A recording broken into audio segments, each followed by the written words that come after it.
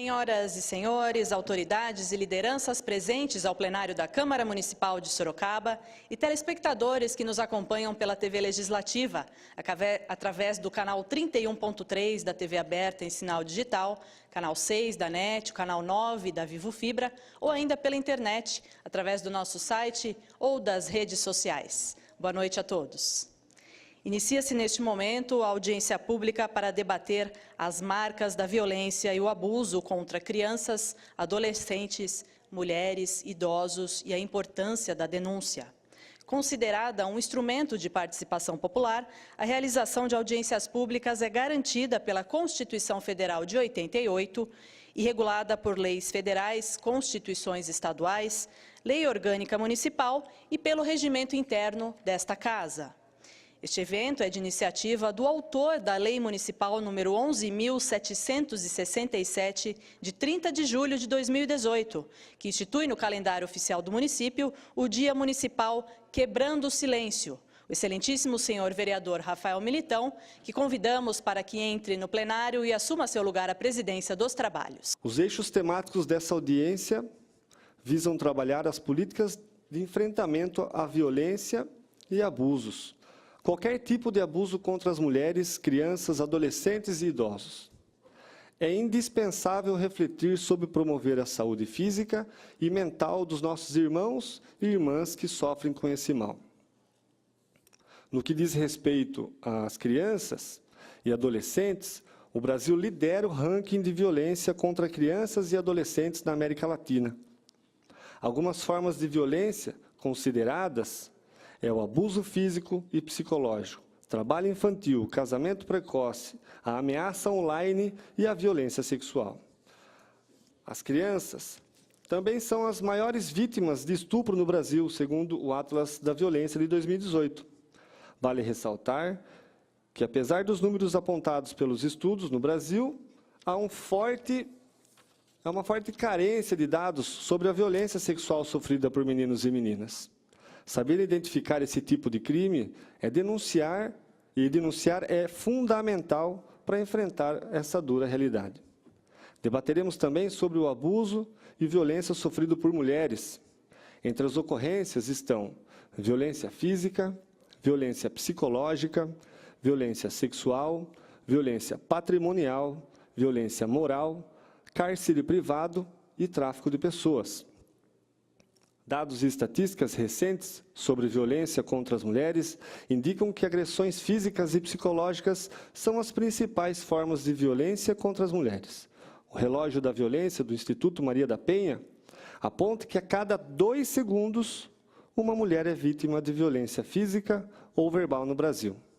E pasmem, senhoras e senhores, 12 mulheres são assassinadas todos os dias em média no Brasil.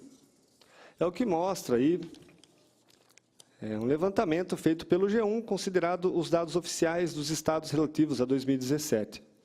O Brasil teve 4.473 homicídios dolosos de mulheres em 2017, um aumento de 6,5% em relação ao ano anterior. Do total, 946 são femicídios. Não poderemos também deixar de debater um assunto tão importante, que é o abuso e violência que sofrem nossos idosos. Segundo o levantamento do Disque 100, São Paulo é considerado o estado mais violento do país para a população idosa. Dados do Ministério dos Direitos Humanos, colhidos por meio do Disque 100, revelam que em 2017, em todo o Brasil, houve mais de 33 mil denúncias de abusos contra pessoas acima de 60 anos. São Paulo responde por 21,59% dessas denúncias. Entre as ocorrências estão negligência, violência psicológica, abuso financeiro, violência física, violência institucional, discriminação, abuso sexual e trabalho escravo.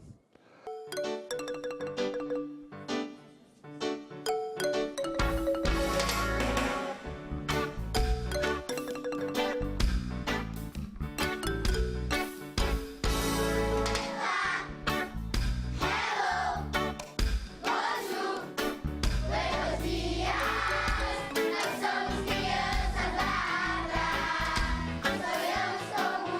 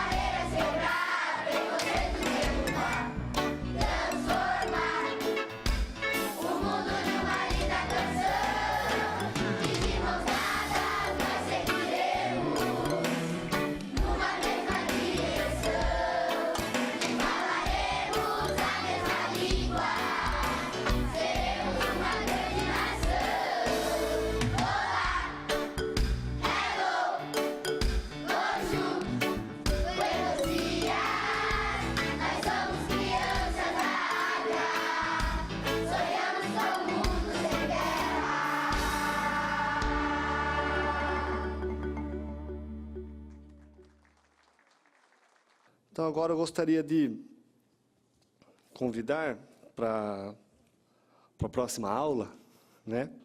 E agradecer imensamente a presença aqui do professor Eugênio Rocha, que é sociólogo, empresário na educação superior e coordenador do Projeto Vencer, que atua no enfrentamento da violência contra a criança e adolescente, que vai falar aí sobre a problemática com crianças e adolescentes. E, antes de mais nada, agradecer as palavras dessas pessoas que, com certeza somaram aí para essa audiência pública. 15 minutos. Estou muito grato por poder estar aqui nessa noite e falar com vocês um pouquinho sobre o Projeto Vencer. Na realidade, eu gostaria de falar com toda a sutileza possível. Como ser muito alto, pode Obrigado pelo muito alto. Tá bom assim. Então, e eu gostaria de ser o mais sutil possível para poder passar, na realidade, mais uma mensagem do que uma instrução. Há 11 anos, nós trabalhamos um projeto chamado Projeto Vencer, que atua na prevenção do abuso sexual de crianças e adolescentes. Eu gostaria de dividir em 3 partes, bem rápido, 5 minutos cada coisa. Primeiro, os dados do que é o abuso sexual de crianças e adolescentes. No Brasil, 175 crianças sofrem abuso sexual todos os dias, 7 a cada hora, sem escolha de classes sociais. O que existe? A formação de um muro enorme que colocam as crianças, pela assimetria de poder daquele abusador, atrás desse muro que se arrasta por toda a vida. A CPI da pedofilia, ela, em seu relatório, apresentou um dado de 90 casos de reconstituição de órgãos genitais de crianças. Para vocês pasmarem com essa situação, crianças de 0 a 2 anos. Vocês podem imaginar o que é isso? É triste, muito triste. E como nós iniciamos nesse projeto, nós vivenciamos, no ano de 2007, uma situação em que uma criança sofreu abuso sexual de uma forma muito violenta. Infelizmente, ele era um policial militar e fez com que aquela criança passasse por todos os estresses possíveis que pudesse ocorrer. Mas eu gostaria, capitão, de parabenizar a Polícia Militar, aqui de Sorocaba, que foi enfática, foi valente e mostrou não admitir que isso possa acontecer com um de seus representantes. E ela expulsou, exonerou essa pessoa. E ele recebeu a sua menção honrosa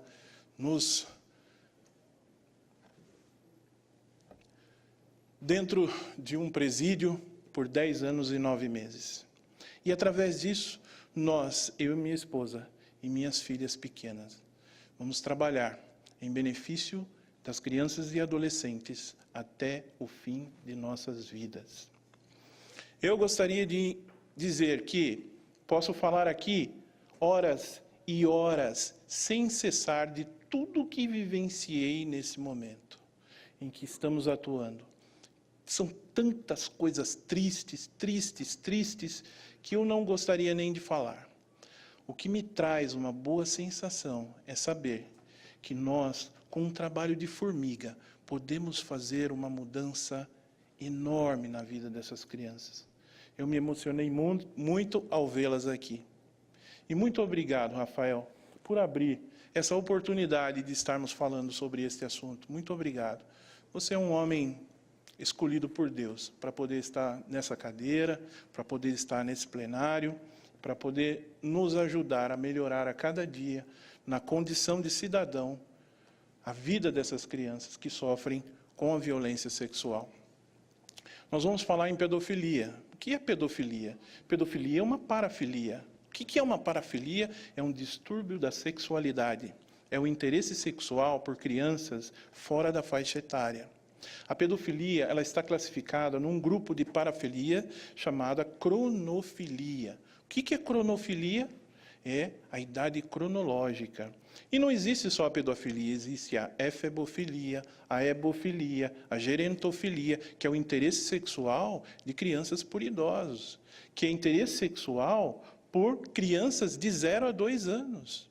Então, onde chega a humanidade com um distúrbio, uma psicopatologia? Aonde chega? é incapaz de provar como pode chegar numa situação como essa. Essas 400 e poucas parafilias, até mesmo o doutor Átila, que é da SOBRAP, que é a Sociedade Brasileira de Psicanálise, me apresentou os dados com relação ao número excessivo de parafilias.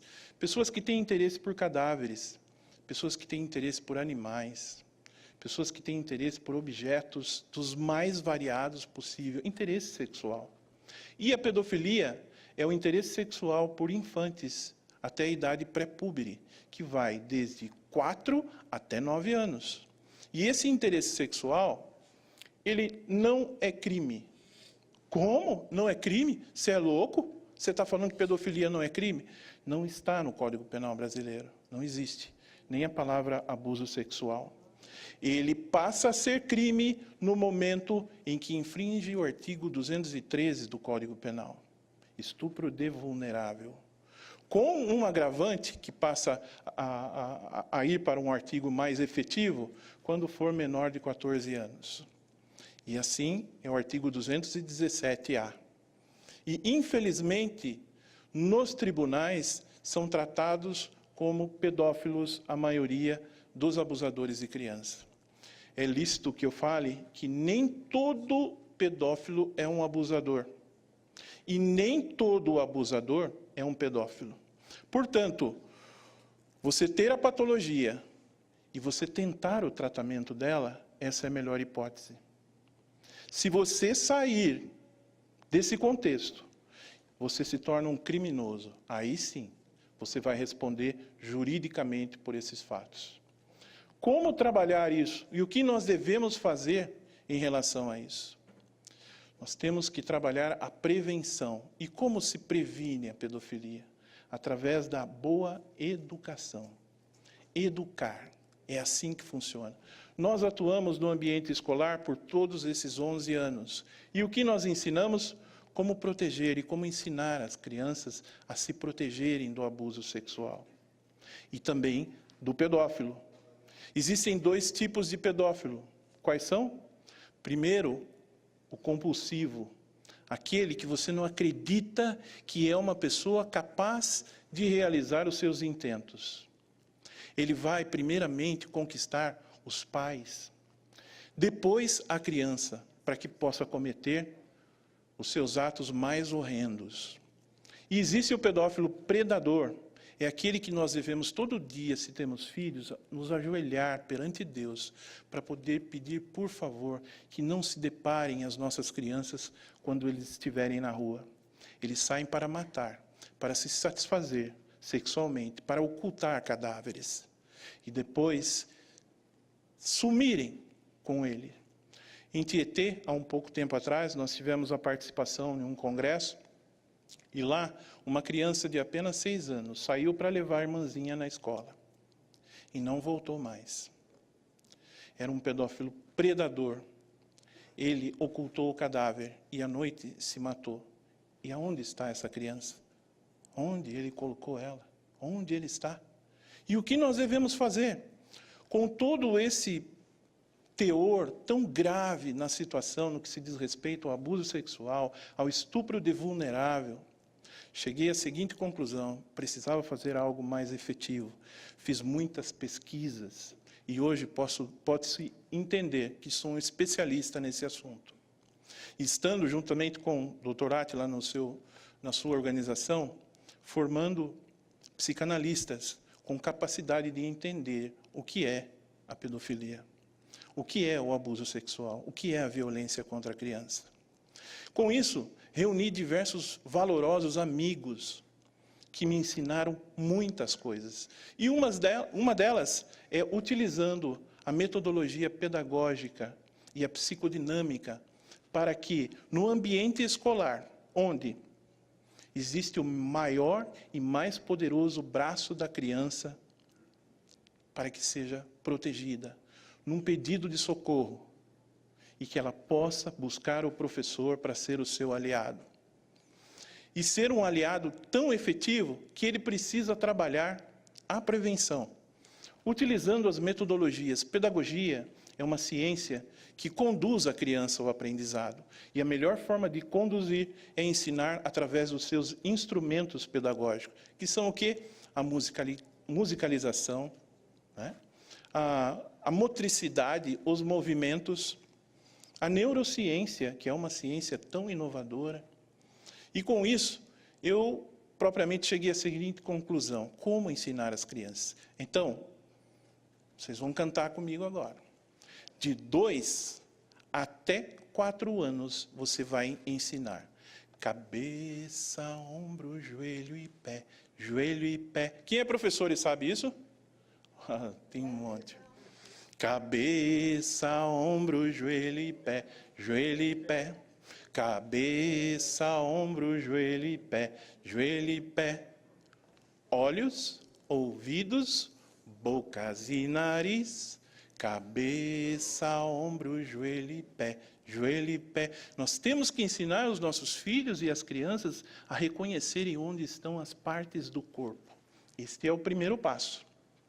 Segundo passo, crianças entre 4 até 8 anos precisam saber o que é o toque bom, o que é o toque ruim e o que é o toque secreto.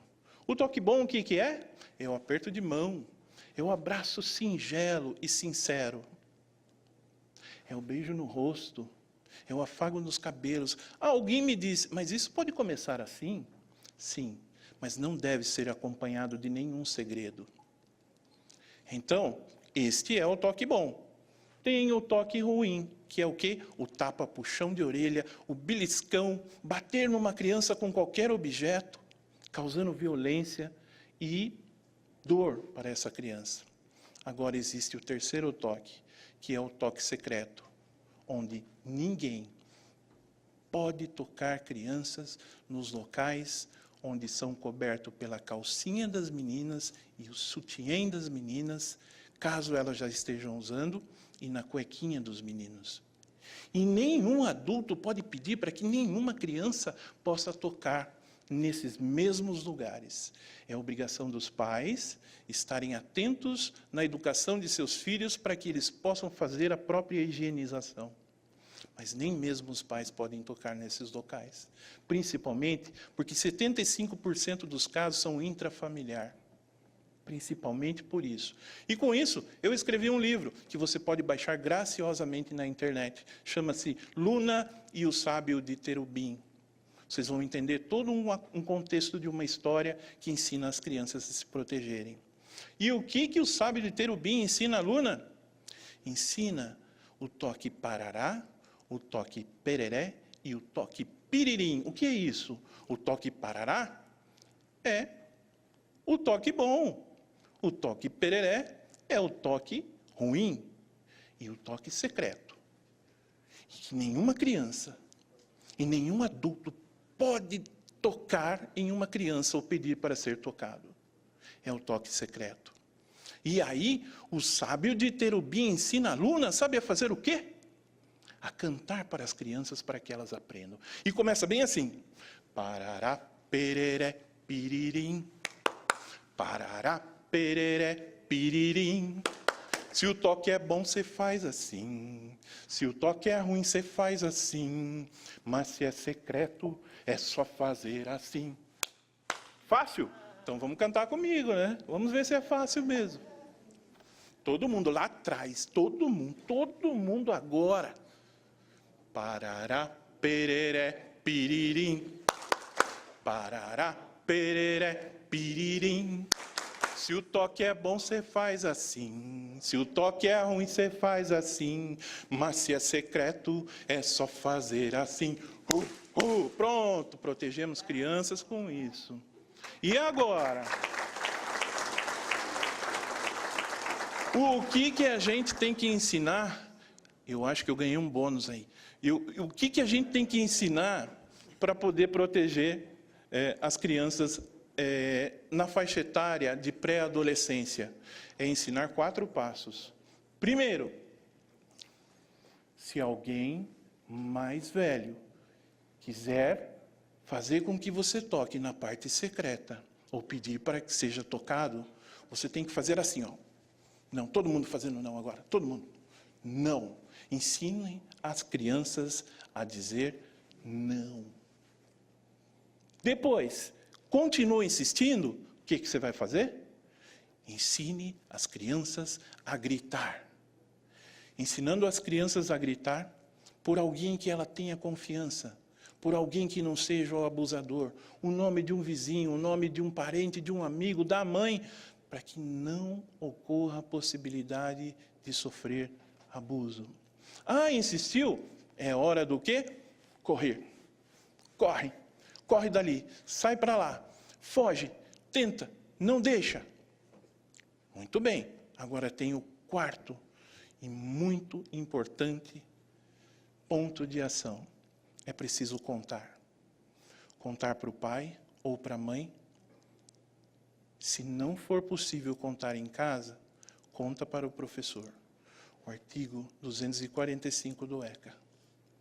Cabe ao professor e ao profissional de saúde informar as autoridades competentes se houver suspeita de uma criança que sofra algum tipo de violência em casa. E a musiquinha? Tem musiquinha também? Tem musiquinha. Estou encerrando. Por favor, Tô encerrando. Pode continuar. É assim a musiquinha para encerrar.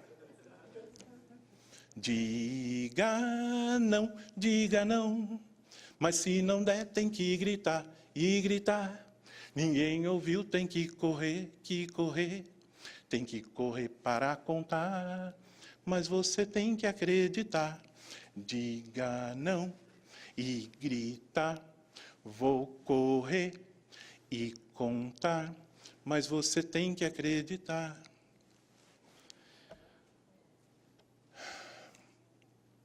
Eu espero que a sociedade em quem a criança apelou possa dar-lhe uma resposta segura. Se ela contou os seus mais íntimos segredos, é porque ainda não perdeu a esperança. E é por isso que eu confio e vou até o fim da minha vida com esse trabalho. Muito obrigado.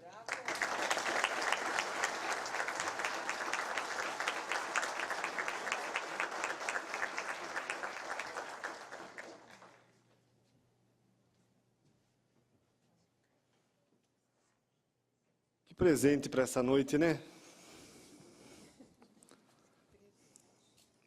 Muito obrigado, professor Eugênio Rocha. Que mais palestras com esse homem possam acontecer, não só em Sorocaba, mas no mundo. Parabéns.